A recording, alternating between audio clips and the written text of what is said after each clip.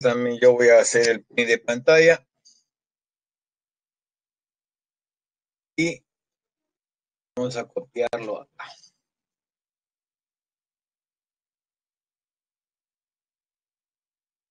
Guardarlo. Vamos a minimizar.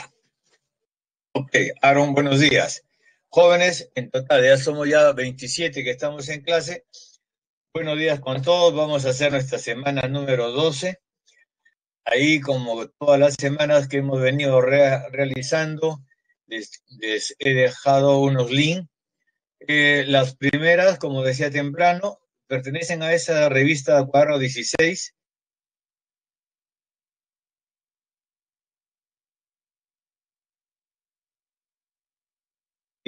Que la Primera Guerra Mundial, todo el reparto de África, ¿no? El colonialismo que vemos hoy día, el socialismo, es un tema del Internacional Socialista donde habla sobre Marx, habla sobre Bakunin, ¿no? Y sí, el anarquismo habla sobre Bakunin más que todo. Y los otros dos libros son los libros del profesor Hobsbawm, es interesante, ¿no? Vale la pena verlos. Habla de historia del siglo XX y de las revoluciones. Poco a poco lo vemos. Bueno, vamos a estudiarnos nosotros desde las ideologías de este siglo XIX hasta la Primera Guerra Mundial, pasando por la Segunda Revolución Industrial. Vamos a nuestra lámina. Voy a eliminar también mi cámara, ¿ya? Voy a cerrarla. La cámara no nos sirve de mucho, a mi entender. Vamos a dejar de compartir. Entonces, ideologías del 19. Liberalismo, nacionalismo, conservadurismo, anarquismo, socialismo. Eso es lo que vamos a estudiar. Este liberalismo, al principio, cuando estábamos viendo la Revolución Francesa, ¿no? La división de poderes, la soberanía popular. Básicamente, aquí tenemos representantes ingleses. Ahora, y con más fuerza, ¿por qué? Porque acá está Miller hablando de que las libertades deben ser más generales. Aumentó la población desde los tiempos de lo que hemos comenzado a estudiar hasta ahora, ya aumentó mucho la población, por lo tanto había que tener mayor cantidad de representantes, hay que modernizar las cámaras, ¿ah? Este librecambismo tiene que ser para todos, no solamente para las clases que tienen dinero, etcétera. Entonces, acá tenemos, cuando estudiamos liberalismo, siempre ingleses, de frente, ¿eh? Soberanía, las libertades, etcétera. Y conservadurismo, bueno, lo opuesto, lo opuesto. Entonces, aquí tienen, para esos días del siglo XIX, tenemos a Metternich, pero acuérdense quién era Metternich. Es el canciller sueco, perdón, es austriaco, que manejó y fue el ideólogo de la Santa Alianza, ¿no? Después de la caída de Napoleón, con la idea de que se mantenga el statu quo de los reinos, de que si de la intervención, por si acaso alguna gente se quiera hacer una rebelión contra el poder legal, para él el poder legal es el monarca, ¿no? Por eso es el asunto. El antiguo régimen tiene que mantenerse ahí. Entonces, este es Metternich, el clásico. Dentro de él también nos han puesto en otras guías, en otros días, como conservador, también al canciller prusiano que se llama Bismarck. A Bismarck es un muy especial de conservador,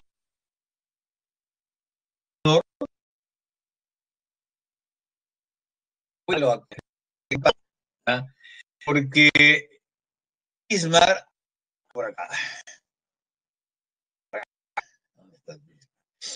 en el conservadurismo está Metternich, clásico monárquico, ¿ya? Pero también, repito, nos han puesto un lado a Bismarck. Pero Bismarck, si bien es un monárquico que al rey prusiano lo mantiene como primer elemento, digamos, el primero de primeros, pero él, al momento que está buscando la unidad alemana, entonces él es capaz de jugar, de hasta aceptar un momento dado, tratar con el catolicismo del sur, es decir, hasta aceptar un cierto, una cierta democracia, ¿no? Hace un seguro social obrero, imagínense, en contra de Metternich. Metternich era el clásico también en esos tiempos, el monarca absoluto, yo hago para el otro. A lo que en este caso está, el Bismarck se pone de acuerdo con la iglesia, que ya eran del sur, que ya peleaban por mejores condiciones el obrero. ¿Para qué? Para simplemente buscar la unidad alemana y hace el primer seguro social obrero del mundo. Rompe aduanas internas. Fíjense, contra el liberalismo, estos, el Metternich, centrados en la economía, a lo que aquí Bismarck rompe aduanas, libera la economía. ¿Ah? Entonces, acuérdense que en el Ilustrado hablábamos de que dejar hacer, no, ni dejar pasar tampoco, solamente dejar pasar, ¿no? Eso también hace Bismarck, dejar pasar, parte del liberalismo, ¿no? Y Bismarck va a ser interesante en la medida que va a romper con ese espíritu austriaco, con la hegemonía austriaca, porque Austria dominaba a Alemania y como Bismarck quiere romper y hacer la unificación, para eso primero tiene que derrotar a los austriacos. Y al mismo tiempo va a ayudar a la independencia italiana, que estaba gobernada por Austria. Y por último, hace la guerra a Francia y le va a ganar a Napoleón III en Sedan. Es decir, Bismarck, del momento que hace su unificación alemana, siendo un conservador, pero está haciendo cambios en la estructura europea. Está quitando el poder grandote que tenía Austria, este poder que tenía Francia. Aparece la independencia italiana, que viene luchando, como veremos, desde el 30, y recién se va a ser independiente en el 60. ¿Ah? Entonces, este es un conservador su generis, digamos. Si bien está con el monarca, pero el antiguo régimen ya para él es un poco diferente. ¿Ah? Un poco diferente. En busca de la unidad alemana. Ese es todo su trabajo. Y para eso ha roto otros poderes y genera el suyo. Eso es lo interesante de él. Entonces, con la otra ideología, el nacionalismo. Acá tenemos nacionalismo y tenemos al romanticismo. Entonces, vamos a conversar por acá. ¿Ya? El nacionalismo. Consideran que es una comunidad soberana. Perfecto. Pero ¿qué cosa es este nacionalismo? El nacionalismo va a ser un efecto de que, digamos, por reacción, ¿no? Por reacción. En la lámina que les puse, ustedes lo pueden revisar para que hagan el repaso, cuando Fichte es un alemán, ¿no? Un alemán, en momento dado, estuvieron, acuérdense, contentos con los estados, esos germánicos que propuso la Confederación del Rin, que propuso Napoleón. Pero también, por otro lado, Napoleón les estaba quitando la identidad alemana. Entonces, Fichte se opone a esa posición de meter dentro de Alemania la cultura francesa, ¿no? Entonces, él va a hacer una carta a los alemanes, donde está explicando y pidiendo retomar la identidad alemana, ¿no? Entonces, juega a la nación. Ustedes en su clase de cívica seguramente les han generado la idea o el concepto de que la nación es la unión de gente de las mismas costumbres, ¿no? Idioma, religión, ¿no? Entonces, por decirles acá, existía tiempo atrás, digamos, la nación quechua, ¿no? La nación quechua tiene las costumbres quechuas, el idioma quechua, la vestimenta quechua, etcétera, ¿no? Entonces, aquí también están comenzando a decir, oye, compadre, nosotros somos alemanes, no somos franceses. Así que tenemos que volver a lo nuestro. Esta exaltación de la patria tendría que ser, la patria es el lugar donde se nace, ¿no? Entonces, volvemos a lo mismo también. Somos alemanes y tenemos nuestras costumbres alemanas. El nacionalismo es un concepto ideológico que nace en Alemania. Y ese concepto ideológico, lo vamos a ver acá, va a tener su correlato, porque es un pensamiento. Entonces, en la nacionalismo, con el discurso de la que buscaba la determinación del pueblo, va a tener su correlato práctico y literal, donde se escribe para que llegue a la masa en el romanticismo. Entonces, el romanticismo es un movimiento cultural que está amarrado al nacionalismo. ¿Ah? Entonces, contra el racionalismo de la ilustración. Todo es racional, ¿no? No podemos hacer alguna actividad si no tenemos el razonamiento. Acuérdense ya de lo que era un concepto de la propiedad privada, el otro tenía la separación de poderes, pero a toda la población la metía en un solo saco. Lo que aquí, si el nacionalismo está llevando una identidad propia de un pueblo, el romanticismo nos habla de la identidad propia de la persona. ¿Ah? Entonces yo soy capaz de ser individual, soy capaz de inventar, soy capaz de pensar por mí, pero para mí. ¿Ah? Ya no por mí para todos, sino por mí para mí. Entonces yo tengo mi identidad. Cuando hablo que yo soy, por lo tanto, luego el nacionalismo también dice nosotros somos. ¿Ah? ¿Me estoy dejando entender? Nosotros somos. Entonces el nacionalismo y el romanticismo están unidos. Este es su correlato que sale a expresar el pensamiento de Fichte. ¿Ah? Ahí en el, por ahora la voy a ver en el PPT, nos han puesto a Mazzini, pero los pregunto, ¿hasta acá está bien? ¿Han entendido qué cosa es el nacionalismo y qué cosa es el romanticismo? Esos conceptos, esta clase es teórica, entonces me tienen que seguir. Ok, me tienen que seguir, por favor. Entonces, el nacionalismo es lo que yo tengo una entidad del pueblo como pensamiento ideológico, pero tengo que comenzar a generar ese pensamiento en la población. Para eso viene el romanticismo. Comienzan a haber un montón de libros, ¿no?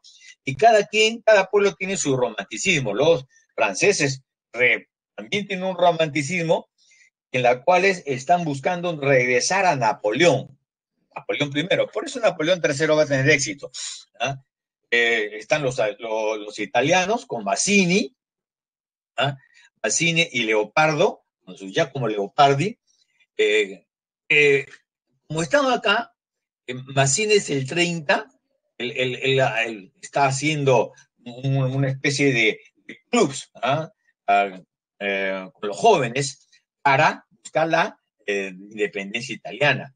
Y no lo van a lograr porque en principio acá era una cosa muy, muy romántica, como diríamos, ¿ya? Pequeños grupos que intentaban buscar generar la idea de la independencia. Pero no van a llegar hasta más adelante. Este de acá es Cavour, el máximo primer ministro.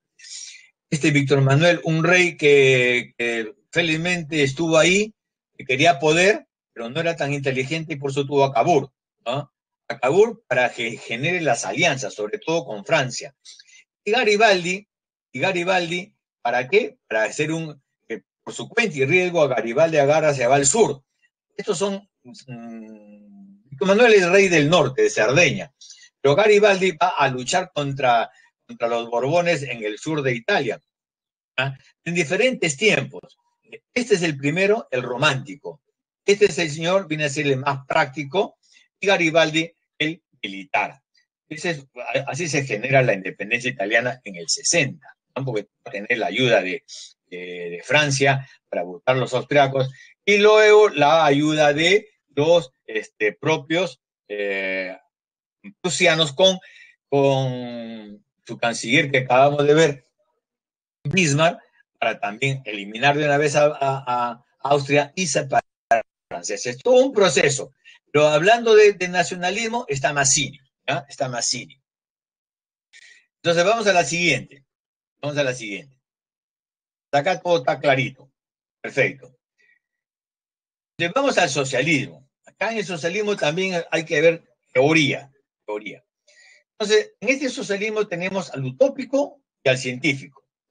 Este utópico, como su nombre lo dice, queremos algo, un ideal. Dice, la desigualdad social puede resolverse. Entonces, ¿qué decía acá el señor, por decirles, San Simón, ¿ah? El francés, que él, para no existía pues la lucha de clases, ¿no? Existía simplemente aquella gente que trabaja, los trabajadores, el patrón y el obrero. Y el patrón y el obrero no tienen por qué pelear, tienen que ver la mejor manera de convivir. Entonces, eso es la parte utópica, ¿no? Como hemos visto, desde que aparece el dinero y aparece el poder, esas cosas no, que se junten, no funcionan en el mundo. Por eso que San Simón decía, señores, el patrón y el obrero pueden trabajar juntos. Y eso es algo muy diferente, muy raro de ver. Lo que él buscaba era eliminar privilegios, curas, nobles, ¿no? Etcétera. Pero este es un nombre utópico con San Simón, es el representante. Otro representante es Fourier. ¿Ah?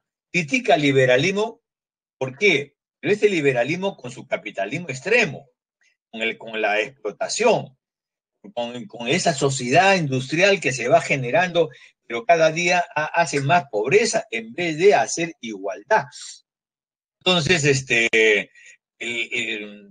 también se hace utópico de esa manera. Critica el catolicismo, pero ya hemos visto también que el catolicismo, entre el mismo catolicismo, existen diferentes corrientes, ¿no? Unos que se pegan hacia el obrero, otros que están a favor del dinero, etc., o de los reyes, que son más conservadores y otros más liberales. Pero entra en el sistema del socialismo utópico. Crear falanesterios.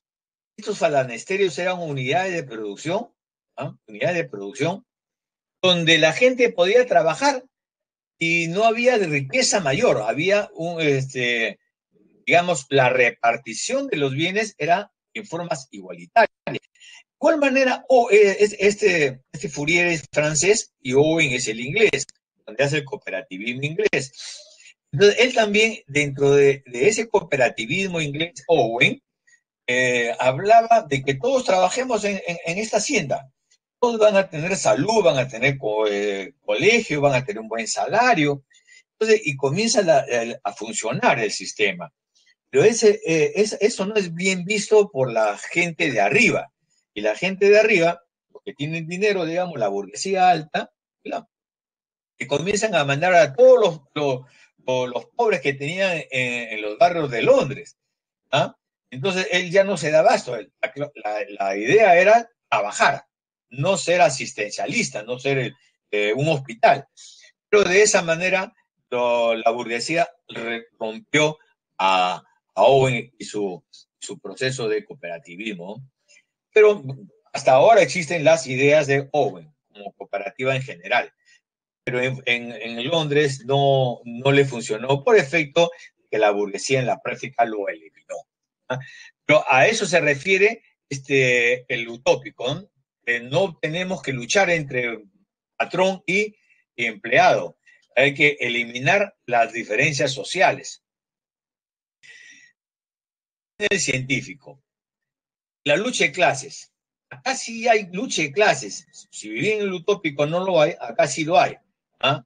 Y aquí tenemos un representante que es Marx, ¿no? La lucha de clases, pero ¿entre quiénes? Entre los trabajadores, ¿no? Y el dueño del medio de producción.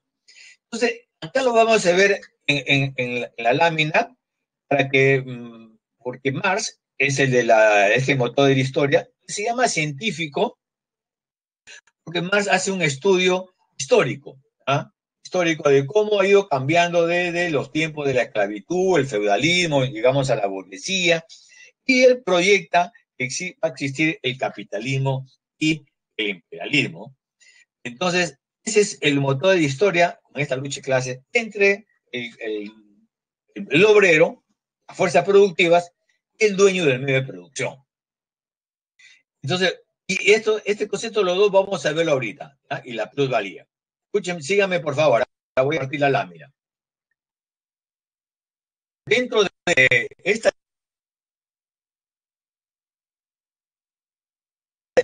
nosotros la infraestructura, acá abajo, la infraestructura, y arriba está la superestructura. ¿De qué consta la infra? Son las relaciones de producción y los versus una lucha dialéctica contra los dueños de medio de producción. En esta lucha dialéctica de fuerzas productivas y relaciones de producción, o el dueño, alguien va a ganar, alguien va a ganar. Pero para él, como es el motor de la historia, para Marx, las fuerzas productivas van a ganarle a los medios de producción. Y cuando gane, esta infraestructura va a ser nueva y superestructura. Acá en la superestructura está la ideología, la ley, la política, la religión, etc. ¿Ah? Acá está el gobierno, Y este gobierno está sustentado por esta relación de producción. Significa que si acá hay un gobierno burgués, ¿por qué? Porque la burguesía son los que tienen los medios de producción. Pero cuando estas fuerzas productivas ganen la lucha dialéctica a los medios de producción, se convertirá en ¿qué? En un nuevo gobierno, un nuevo gobierno, fíjense lo que estoy diciendo, ¿eh? Un nuevo gobierno que será dirigida por la dictadura del proletario. Aparentemente aquí ya no habría diferencias sociales, porque estos van a ganar, fuerza productiva, pero Marx también habla de la dictadura del proletariado, que será la que gobierne, hasta llegar luego a un proceso del comunismo, donde ya no existirán ningún tipo de clases. ¿Ah?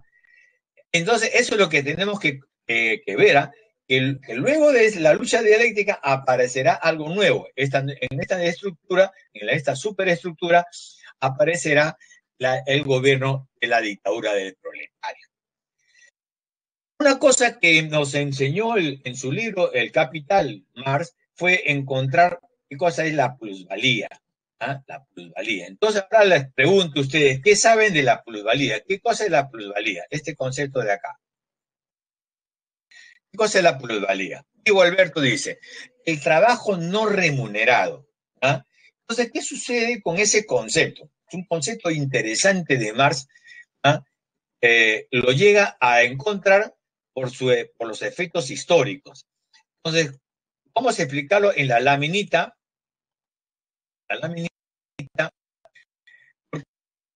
en la parte de acá de arriba, diríamos un estadio, por decirles, estamos acá en el tiempo feudal, el feudalismo, y vamos a hacer qué cosa, cerámica, por decirles, cerámica. Entonces, la mano de obra puede llevarse la mitad de todo el cemento o un poco más todavía, porque el trabajo es manual. Y el dueño del medio de producción, el comerciante, posiblemente gane la mitad o menos de la mitad. ¿Ah? O menos de la mitad. Pero ¿qué sucede en un estadio como el que ya estamos conversando ahora? Ya estamos en la revolución industrial, donde ya el telar, la rueca ha sido eliminada, ya tenemos un telar de varios hilos. Por lo tanto, la mano de obra, acuérdense que en clase pasada vimos que la mano de obra ya había dejado de hacer un trabajo manual y había existido, por lo tanto, hubo una gran pérdida de trabajo, ¿no? De la gente. ¿Por qué? Entonces, acá vemos que los telares están haciendo el trabajo mucho más rápido, más eficiente, por lo tanto hay menos trabajo manual. Este segmento sería el que ganase el obrero en este momento, y el segmento grande, el que va a ganar el dueño de medio de producción.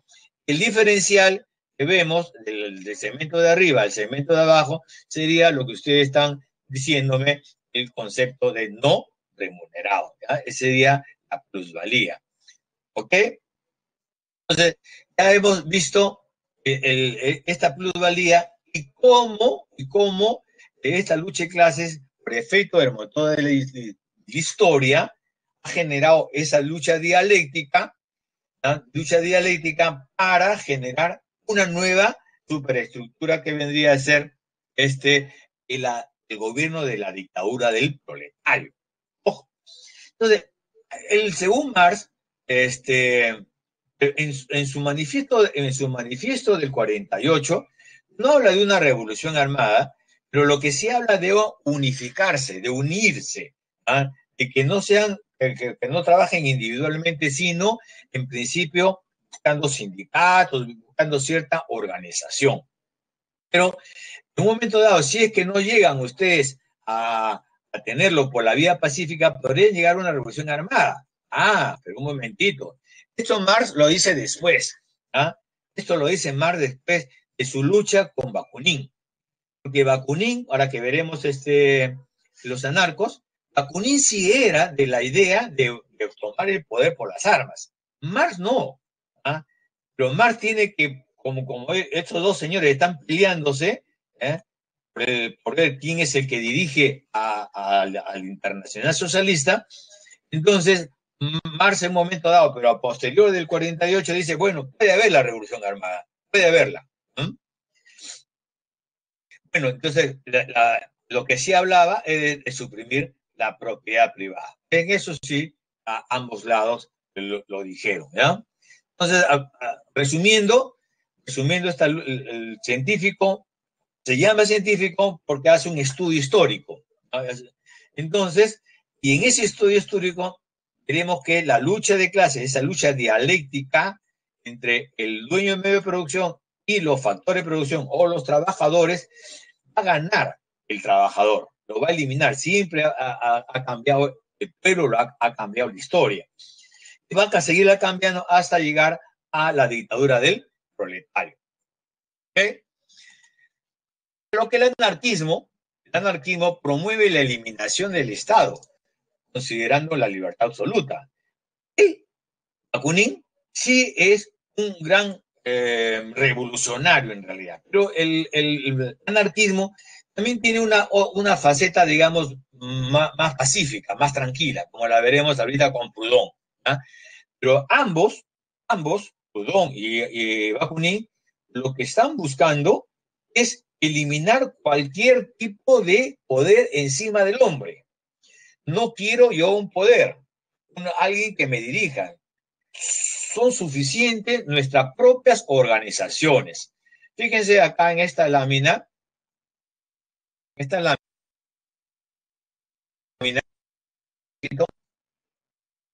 un poquito. Proudhon, que también es un anarco francés, hablaba del mutualismo, la autogestión, una sociedad igualitaria, ¿ah? Pero no a la acción violenta. ¿Ah? Busquémonos pacíficamente entre nosotros. Es decir, ambos rechazan todo tipo de gobierno. ¿Ah?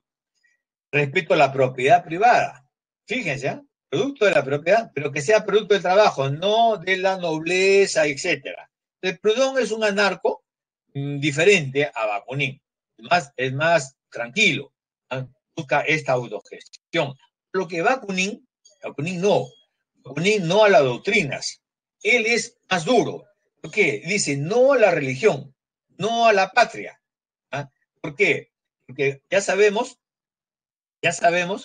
que si yo tengo religión, entonces por lo tanto tengo un grupo de gente con una religión y otro grupo de gente con otra. ahí vienen las diferencias que nos pueden separar. Al mismo tiempo habla tampoco a la patria. ¿Por qué? Porque el que es patriota como va a buscar su propia identidad, su nacionalismo, su propio terruño. Lo que él dice, no, todos somos iguales. Entonces, no a la religión, no a la patria y por lo tanto tampoco al gobierno. No queremos poder. Y de ahí sale que la diferencia con Marx. Marx hablaba de un poder que se llama dictadura del proletariado, a lo que en Bakunin tampoco le interesaba la dictadura del proletariado. Lo que a Bakunin le interesa, no tener gobierno, no tener gobierno. Y él sí hablaba de que si ese gobierno se opone al pueblo, hay que eliminarlo hasta por las armas.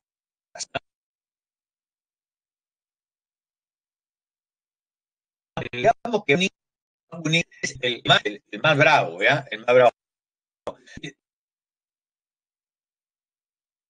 Algunos una sencilla a ambos personajes. Por decirles, aquí el Proudhon dice, las máquinas, lo mismo que la división del trabajo, en el actual sistema de economía social, son a la vez fuente de riqueza y causa permanente fatal de miseria. ¿Se dan cuenta? Por un lado, ese capitalismo es interesante, da mucho poder, pero al mismo tiempo miseria. ¿Por qué no lo eliminamos y hacemos algo gestionario, autogestionario, y votemos a las diferencias? ¿Ah? Aquí acá abajo hablaba de cualquier gobierno, que no puede, él no lo acepta. ¿Ah? Pero tampoco aceptaba el comunismo. El comunismo dice acá, es la explotación del fuerte por el débil. El comunismo también existe, pues, la dictadura del proletariado. ¿Ah? En el comunismo la desigualdad se forma al poner el mediocre al lado de lo excelente. Fíjense las ideas anarcos que tenía Proudhon. ¿Ah? Contra la posición de Bakunin. Yo no pongo mi ignorancia en un altar, lo llamo Dios. Pero acá dice no a la patria, no, perdón, acá también, ¿ah? No a la iglesia, no. Entonces, eso es las posiciones interesantes respecto a esta gran pensamiento de Bakunin. Por supuesto que por ser tan agresivos no funcionó y Marx hizo lo posible para eliminarlo a Bakunin de la Internacional Socialista y poco a poco se fue diluyendo sus seguidores en la medida de que los trabajadores todavía no estaban muy organizados y no podían llevar a la revolución armada su proceso, ¿no? Y el gobierno también, por supuesto, que lo combatía. Pero esas son las posiciones, ¿ok? Acá, por favor, dígame si me dejé entender. Estas cosas teóricas a veces son un poco complicadas. ¿Sí o no? Por ahí una respuesta, Aaron. Sí, perfecto. ¿Ya? Entonces vamos a la siguiente. Vamos a la siguiente. Entonces ya hemos visto la parte ideológica, ¿no? El científico, el anarquismo. Vamos a estas revoluciones del 30 y el 48. La revolución del 30 se produce en la medida de que ya cayó Napoleón por acá en el 15, ¿no? Volvió la monarquía, esa monarquía, como estuvo apoyada por la Santa Alianza, comienza, digamos, un momento dado a trabajar omnipotente, ¿no? Con la gran... Pero el pueblo se da cuenta, Carlos X se da cuenta, puede que la cosa no funciona sin el dinero y sin esa nobleza que ya está acostumbrada a tener ciertas libertades. Entonces, ahí comienzan a tener los grandes problemas. Él se fue a estas burguesías recuperar el poder, pues. Y Carlos X ahí está luchando a ver si les da o no les da. Por eso es que luego que la misma fuerza que tiene Metternich en la Santa Alianza va disminuyendo. En el 20, la semana pasada hablamos del 20, que hubo una revolución en España, esa revolución carlista del 20 también genera volver a la Corte de Cádiz. Y esa Corte de Cádiz era muy cercana a la institución de la Revolución Francesa. Todo eso va generando que la burguesía francesa nuevamente busque tener las libertades, ¿no? Por eso buscaban tener una mayor participación ahora en el Congreso, en el Parlamento. Por eso que se va a dar esta ordenanza de Saint-Cloud. Pero ¿qué sucede antes de la ordenanza? Acordémonos. ¿Cómo empezó la Revolución Francesa? Por la comida. Acá también. ¿Ah? Acá hay un problema de comida, un problema de agrario que no está abasteciendo bien el campo a toda la gente. Comienzan a recoger. Entonces, acá en la guía nos han puesto a un señor que se llama Thiers. Thiers era dueño de periódicos, medios de comunicación. Y este Thiers es que comienza a generar una presión al gobierno diciendo que caramba, que no se preocupan por la comida, que no se preocupan por el pueblo. ¿Ah? Entonces, estos políticos también aprovechan esa misma situación de que el pueblo está reclamando para ellos también comenzar a generar un ambiente político mejor. Por eso que acá van a tratar de que esos políticos en la práctica no se reúnan. Viene a la ordenanza de Saint-Cloud, censurando la prensa de Thiers, ¿ah? Porque él era el que incentivaba al pueblo a la rebelión. Hasta que vienen las 3 jornadas gloriosas, 27, 28 y 29 de julio, y esos 3 días son suficientes porque el pueblo es el que sale. ¿Ah? Fíjense, como la anterior clase, el pueblo es el que sale a luchar y el que se aprovecha del tema va a ser la burguesía. Porque en este caso, ¿quién va a salir siendo el nuevo gobernante? Es noble, pero es noble, pero más cercano a la alta burguesía, Felipe de Orleans. Entonces, este señor, Felipe, la burguesía alta, es la que lo pone como el rey, pero una monarquía constitucional, más moderado, ¿no? Pero al final de cuentas, el pueblo que reclamó estaba cambiando simplemente de gobierno, de rey. ¿Ah? Y ya no gobierna el rey absoluto, sino que el que quería gobernar, que viene a ser la burguesía alta. En principio, Luis Felipe, como todo lo comienza, dice, bueno, vamos a solucionar el problema de la comida, solucionar el problema del pueblo, ¿no? Hasta ahí todo correcto. Pero esto de acá va a tener algún tipo de implicancia. Implicancia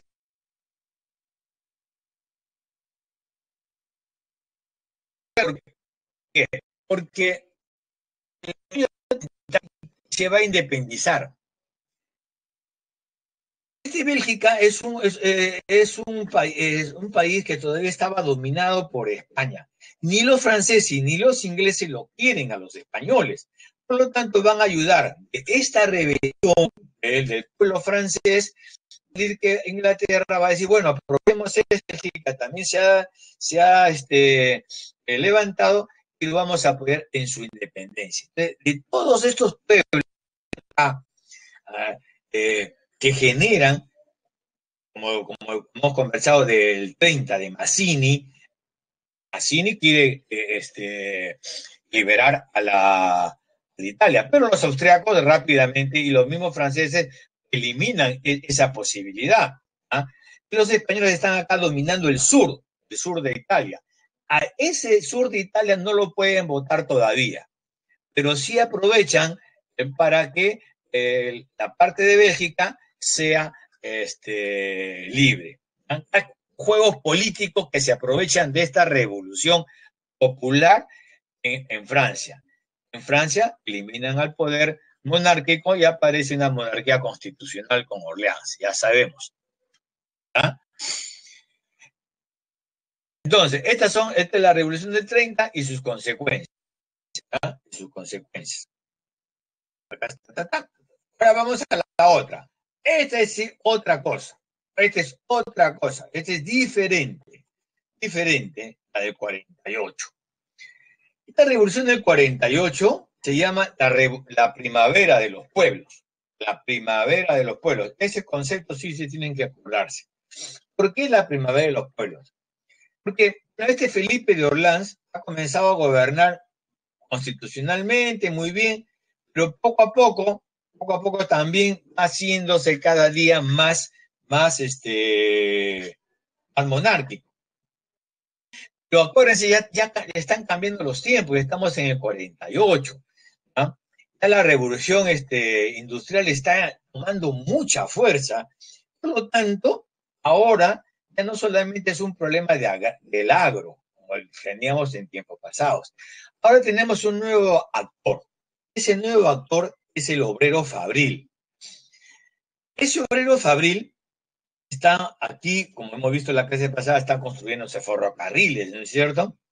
Entonces, los franceses tienen acá en la frontera con Alemania, tienen al Alsacia y Lorena, y acá también se encuentra el Ruhr. ¿Y cosa es el Ruhr? Donde se encuentra la cantidad de carbón, las minas de carbón y las minas de hierro. Entonces, acá está el proceso de metalúrgica de Alemania y el proceso de metalurgia de Francia, por un lado. Segundo, el desarrollo comenzó acá en Inglaterra, luego pasó para Francia, un poquito atrasado, y Alemania. Pero ¿qué pasa con Rusia? Rusia está atrasada, ¿ah? En comparación. Entonces los franceses se van a Rusia, le dicen, señores rusos, tienen ferrocarriles. Y nosotros se lo podemos hacer. Perfecto. Que comienza a haber mucho dinero para la construcción de ferrocarriles, financiación acá, financiación. Pero todo tiene esta vida, y entonces va a llegar nueva crisis. ¿Ah? La crisis, como dice acá, la crisis de las patatas. La comida, la papa había sustituido en la práctica al trigo para hacer pan. ¿Ah? Pero se da el caso de que la producción de papas fue muy baja, muy triste. Entonces comienza nuevamente el pueblo a reclamar. Francia, siempre cuando hay crisis de comida, el pueblo es el primero en salir. Bueno, en este caso, Orleans, viendo lo que sucedió en el 30, dice, bueno, hay que solucionar rápidamente la comida. Pero para eso no tiene mejor idea Orleans, ¿ah?, de suprimir los créditos bancarios para esta industria del ferrocarril. Por lo tanto, le quita crédito bancario a la industria, le quita crédito bancario a la minería. ¿Ah? Y aquí se va a producir una mini crisis, bueno, una gran crisis para esos días, pero en comparación, digo, una crisis semejante a la que vamos a ver más adelante en el crash del 29 en Estados Unidos. ¿Por qué? Porque acá también hubo mucha inversión, mucho papel, ¿ah?, en los bancos, en los créditos. Pero al momento que yo le digo, no te voy a dar más crédito para tu tren allá en Rusia, no va a haber producción en la mina, todos esos papeles se van al suelo. Viene una crisis, en principio, financiera. Segundo, cierro minas, cierro empresas, cierro industria, ya tengo una crisis industrial. ¿Por qué? Y además eso genera que también el dinero que él está buscando para paliar o solucionar el problema del agro, también le sale el tiro por la culata. Entonces, para hacer una cosa mal hecha, Orleans eliminó a los tres, al que genera la plata y al que la va a recibir. Entonces, por eso es que se va a dar esta revolución del 48. Aparte de las reformas del voto censitario, eso era, en el primer momento, eso es una parte secundaria. ¿Ah? de esta reforma se va a agarrar la burguesía, el pueblo, y nosotros queremos voto general. El pueblo está pidiendo, además de comida, está pidiendo ser partícipe de la política. Entonces, ¿cómo es el voto censitario? Ustedes se acuerdan, aquella gente que tiene la propiedad. Pero el pueblo no solamente pedía comida, también pedía participación política. Por eso es que se quejaban contra el censitario. ¿Ah? Esta miseria de la que se las patatas, que también genera un problema mayor en la industria, es decir, todo. Acordémonos, en el 48 ya está el nuevo actor que se llama Obrero Fabril. Por eso es que acá también va a aparecer por primera vez, para la redundancia, el manifiesto comunista. Entonces, el 48 aparece más. Aparece más. Primavera de los pueblos, todos. Crisis alimentaria, eso suspende los banquetes, que son las uniones campesinas.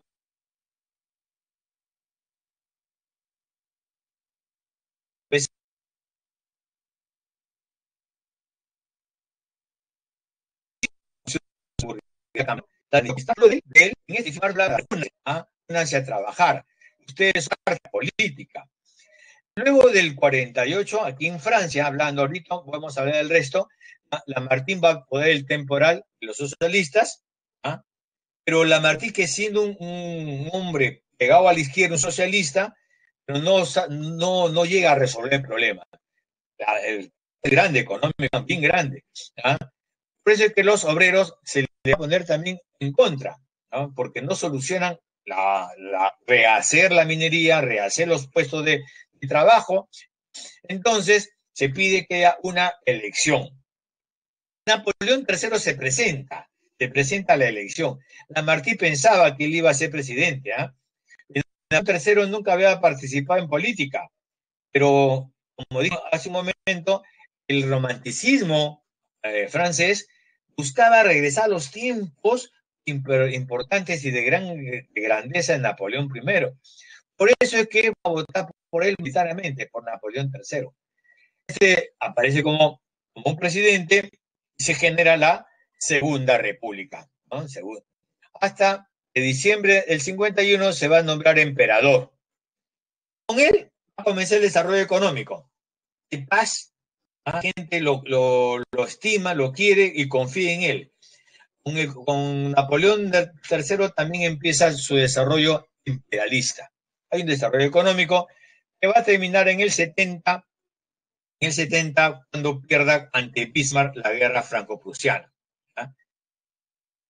Luego del 70 viene la bella época, aquí también está en la segunda revolución industrial. ¿No? Entonces, esta primavera de los pueblos hemos hablado acá en Francia, pero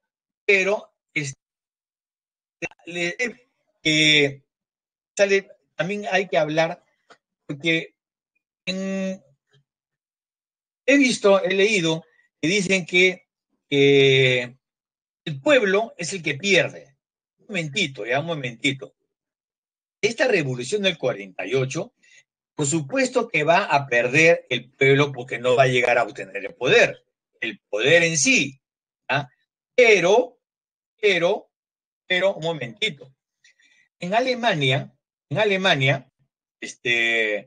mismo Bismarck va a aceptar llegar a un proceso de nueva constitución, donde en el tiempo los obreros van a formar un partido político que se va a llamar la socialdemocracia. Es decir, no ganaron en el momento 48 el poder, pero van ganando cada día más espacios políticos.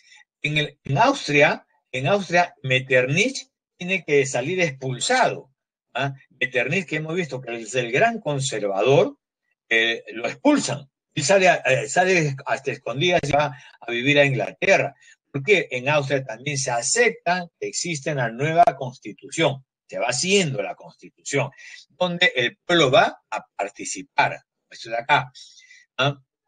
El 48 es la primera guerra acá en Italia, porque como los austríacos están perdiendo poder, inmediatamente aquí aparece la primera gran guerra también italiana por su independencia, a la cual viene Napoleón III y haciendo, digamos, un poco de traición contra su propio pensamiento, ayuda al Papa a que no pierda su poder. Porque aquí Italia tiene Cerdeña en el norte, Nápoles o las dos Sicilias en el sur, y en el medio los estados pontificios.